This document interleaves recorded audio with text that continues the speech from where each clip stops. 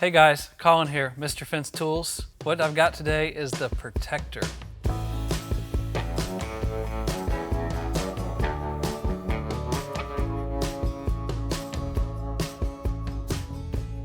We have this in two sizes. We have the protector and we have the protector mini. The protector fits a 5x5 vinyl post and a wood post with a 2x4 attached to the front that goes right through this groove right here, as well as a 2-inch aluminum post. Now the protector mini works with just aluminum, but in a lot smaller fashion. 2.5-inch aluminum post and a 2-inch. The way this works is this sits right here on top of the post, and now you're able to hit it with a hammer and knock it down to height. This big one sits right here on top of this vinyl post, slides right on there, and now you're ready to adjust.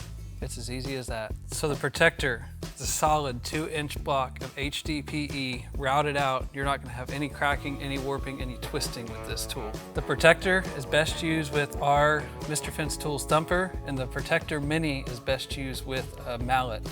This is gonna make your team more efficient. This is gonna save you time. Time's gonna save you money. Only at MrFenceTools.com.